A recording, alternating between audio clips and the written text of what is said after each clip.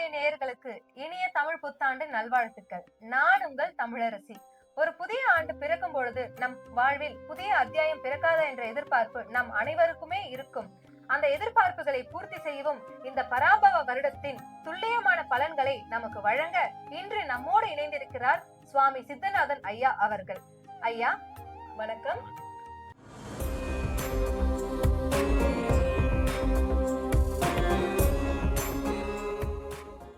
நேர்களே, இப்பொழுது நாம் பார்க்க போகும் ராசி நவ கிரகங்களின் நீதிமானாக திகழும் சனி பகவான் ஆதிக்கம் செலுத்தும் மகர ராசி.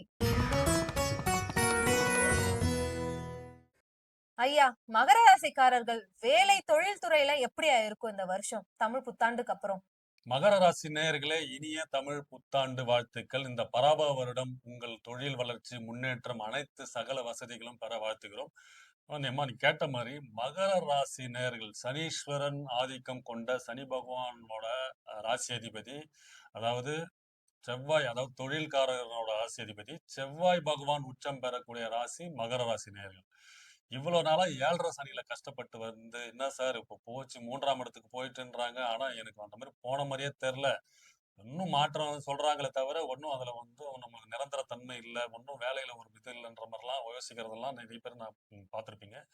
இந்த தமிழ் வருடம் பிறந்ததுக்கு அப்புறம் வெற்றி கொடி கட்டு, அதாவது தொழில்ல வேலையில மாற்றம் ஏற்பட்டு முன்னேற்றம் அடையக்கூடிய ராசிகளில் மகர ராசிக்காரர்களும் ஒன்று.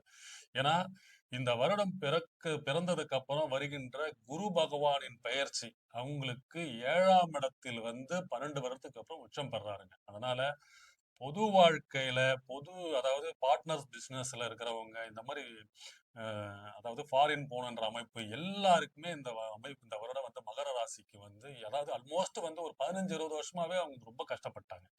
இந்த தமிழ் வருடம் பிறந்ததுக்கு அப்புறம் ஒரு உற்சாகத்தோடு, ஒரு வெற்றி தன்மை, பொருளாதாரத்தில் முன்னேற்றம், வேலை நிரந்தரம், வேலையில வந்து இருந்த கஷ்டங்கள் சங்கடங்கள் எல்லாம் தீர்த்து ஒரு ஒரு அதிகபட்ச உச்சக்கட்ட நிலைமைக்கு போகக்கூடிய ராசிகளில் மகர ராசியும் ஒன்று.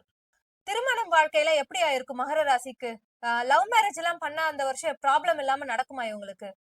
கண்டிப்பாங்க. திருமண வாழ்க்கையெல்லாம் உங்களுக்கு சிறப்பா இருக்கும். ஏன்னா 7ஆம் இடத்துல இந்த வருடம் பிறந்ததுக்கு அப்புறம் நான் வேலை மாற்றம், முன்னேற்றம்லாம் வேலையில ஒரு பிரச்சனைலாம் தீரும்னு சொல்லியிருந்தேன் பார்த்தீங்களா? அதே மாதிரி குரு பகவான் வந்து 7ஆம் இடத்துக்கு வந்துறாரு இந்த வருடம் பிறந்த பிறகு. ஸோ குரு தான் வந்து அந்த கல்யாண அமைப்புலாம் குடுக்குறவங்க. ஸோ கரெக்ட்டா 7ஆம் இடத்துக்கு வரதுனால, மகர ராசிக்கு நீண்ட நாளா இருந்து வந்த திருமண தடை, திருமண சங்கடங்கள், அதாவது தள்ளி போயிட்டே இருந்ததெல்லாம் மாற்றம் ஏற்பட்டு திருமண பாக்கியம் கைகூடும். காதல்ல இருக்கிறவங்க, லவ் பண்ணிட்டு இருக்கவங்க எல்லாம் கல்யாண வாழ்க்கையில செட்டில் ஆயிடுவாங்க. முக்கியமா வந்து பாத்தீங்கன்னா, ஏற்கனவே கணவன் மனைவிடையே இருந்த பிரச்சனைகளுக்கு எல்லாம் ஒரு நிரந்தர தீர்வு. ஏன்னா இவங்க வந்து வேலைன்னு சுத்திட்டு இருக்கும் போதெல்லாம் அந்நியரோட தலையீட்டால அவங்க வந்து வேற ஒரு குடும்பத்தில் பிரச்சனை எல்லாம் இருந்து வந்திருக்கும். இந்த அமைப்பெல்லாம் மாற்றம் ஏற்பட்டு குடும்ப வாழ்க்கை, திருமண வாழ்க்கை, காதல் வாழ்க்கையில் சிறப்பா இருக்குங்க மகர ராசி.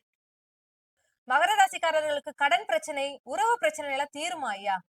கண்டிப்பாங்க. கடன் பிரச்சனை தீருங்க. ஏன்னா இவங்க இந்த தொழில இத மாத்துறேன், அத டெவலப் பண்றேன்ட்டு கடன வாங்கி ஒரு ரொட்டேஷன்லயே சுத்தி ரொம்ப ஒரு பிரச்சனையில போய் மாட்டிக்கிட்டு இருந்த நிலைமையெல்லாம் மாற்றம் உண்டாகும். ஏன்னா, அ இவருக்கு வந்து 11ஆம் இடத்த குரு பகவான் பார்க்கிறார். சரிங்களா? லாபஸ்தானம் பார்க்கும்போது இவருக்கு ஏற்கனவே இருந்த கடன் பிரச்சனை, அதெல்லாம் வந்து அது தொழில்ல முன்னேற்றம் ஏற்பட்டு சிறு சிறு லாபங்கள் வர ஆரம்பிச்சிடும் அந்த வருடம் பிறந்த உடனே. அதுதான் இவங்களுக்கு முக்கியம். ஏன்னா, இவ்வளவு நாளா இவங்க போட்ட எஃபர்ட்டுக்கு வந்து ரிசல்ட் இல்லாம இருந்தது. நல்ல கடினமா உழைச்சிருப்பாங்க. ரொம்ப வந்து உழைப்புக்கு பேர் போன ராசி மகர ராசி. வேலைன்னா வந்து கடுமையா உழைக்கக்கூடியவங்க. ஆனா அது அவங்களுக்கு அந்த உழைப்புக்கு ஏற்ற பொருளாதார வசதி, உழைப்புக்கு ஏற்ற வருமானம்லாம் ஒரு தடைகளாகவும், சங்கடங்களாகவும் இருந்தது. அந்த அமைப்பு மாறும்போது, ஏன்னா லாபஸ்தானத்த பார்க்கிறாரு இந்த வருடம் பிறந்த உடனே குரு பகவான். ஸோ இவங்களுக்கு அந்த பொருளாதார வளர்ச்சின்றது ஒரு விஸ்வரூப வளர்ச்சியா மாற்றம் ஏற்படும். சரிங்களா? அதனால இந்த வருஷம் அவங்களுக்கு சிறப்பா இருக்குமா. மகர ராசிக்காரர்களுக்கு இந்த தமிழ் புத்தாண்டுக்கு அப்புறம் பொருளாதார வளர்ச்சி எப்படியா இருக்கும்? கண்டிப்பாங்க. உங்களுக்கு வந்து தொழில் மாற்றம், வேலை மாற்றம் கண்டிப்பா மாற்றம் ஏற்படும். ஏன்னா குரு பகவான் 7ஆம் இடத்துல வர்றதுனால, இந்த பொது வாழ்க்கை, அரசியல் இருக்கவங்க, பார்ட்னர்ஸ் பிசினஸ், நண்பர் மூலியமா தொழில் பண்ற அமைப்பெல்லாம் இவங்களுக்கு ஏற்படும். இதெல்லாம் இவங்க பிளானிங்ல வச்சிருப்பாங்க. பண்ணலாமா வேணாமான்ட்டு அதெல்லாம் செயல்படுத்துவாங்க. அதுக்கப்புறம் பார்த்தீங்கன்னா, ராகு கேதுவும் பெயர்ச்சி அடைகிறாங்க. பெயர்ச்சி அடைந்து ராகு பகவான் இவங்க ராசியிலே வராங்க. வரும்போது இவர் வந்து வெளிநாட்டுல போய் சம்பாதிக்கிறது, வெளிநாட்டுக்கு போற அமைப்பு, ஸோ இந்த அமைப்புலாம் இருக்கு. ஸோ இந்த வேலை மாற்றம் தொழில் மாற்றம்லாம் ஏதாவது ஆப்பர்ச்சுனிட்டிஸ் வந்ததுன்னா கண்டிப்பா நீங்க அதை முடிவெடுத்துட்டு போங்க. அது உங்களுக்கு வெற்றியை நோக்கி நிரந்தர தன்மையை கொண்டு செல்லும். மகர ராசிக்காரர்கள் எந்த தெய்வ வழிபாடை பின்பற்றலாம்? மகர ராசிக்காரர்கள் ஆஞ்சநேயர் கோயிலுக்கு போங்க. ஆஞ்சநேயர் வழிபாடு உங்களுக்கு சிறப்பா இருக்கும். அதிக வெற்றிகள், முன்னேற்றங்கள் உங்களுக்கு அதாவது அந்த கந்திருஷ்டி உங்களுக்கு மேல இருக்க இந்த பொறாமை எண்ணங்கள்லாம் உங்களை பார்த்து பொறாமைப்படுறவங்கலாம் வந்து விலகி போயிடுவாங்க. அது உங்களை பாதிக்காது. ஏன்னா ஆஞ்சநேயர் வழிபாடும் முருகர் வழிபாடும் ஆஞ்சநேயர் வழிபாடு விநாயகர் வழிபாடு பண்ணுங்க. உங்களுக்கு மறைமுகமா இருந்த அந்த எதிர்ப்புகள்லாம் விலகும். இந்த வருடம் உங்களுக்கு சிறப்பாக இருக்கும். அனைத்து செல்வங்கள் வளங்களும் பெற்று சிறப்புட வாழ வாழ்த்துகிறோம். நேயர்களே, ஐயா சொன்னது போல உங்கள் விடாமுயற்சியோடு பொறுமையும் கடைபிடித்தால் இந்த ஆண்டு உங்களுக்கு பெரும் வெற்றிகளை தரும் என்பதில் சந்தேகமே இல்லை. வாழ்த்துக்கள்.